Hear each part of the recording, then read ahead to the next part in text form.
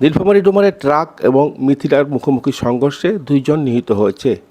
শুক্রবার 22শে মে সন্ধ্যা 7টার দিকে ডোমার দেবীগঞ্জ মহাসড়কে সোনারাই বাজারের সামনে এই দুর্ঘটনাটি ঘটে।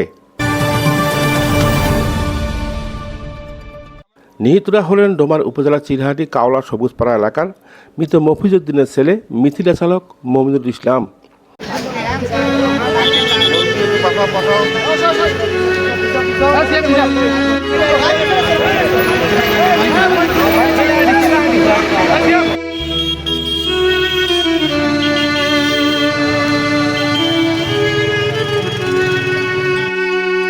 অপরজন উপজেলার বোরাগাড়ি ইউনিয়নের মাহিগঞ্জ এলাকার অকুঞ্জ চন্দ্র রায়ের ছেলে পথচারী বিকাশ চন্দ্র।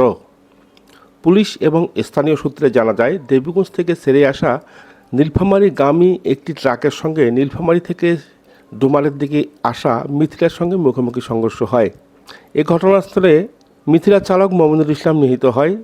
এ সময় রাস্তার পাশে দাঁড়িয়ে থাকা পথচারী বিকাশ চন্দ্রকে ধাক্কা দিলে তিনি গুরুতর আহত হন। ডোমার ফায়ার সার্ভিসের সদস্যরা তাকে উদ্ধার করে ডোমার উপজেলা স্বাস্থ্য কমপ্লেক্সে নিয়ে গেলে কর্তব্যরত চিকিৎসক তাকে মৃত ঘোষণা করেন।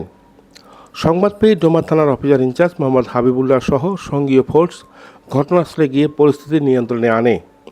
তবে দুর্ঘটনার পরও মহাসড়কের যান চলাচল স্বাভাবিক ছিল।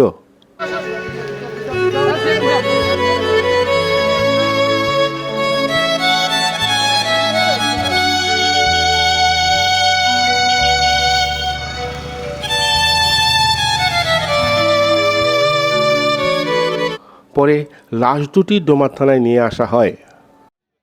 আনিসুজ্জামান মানিক, শালকি নিউজ।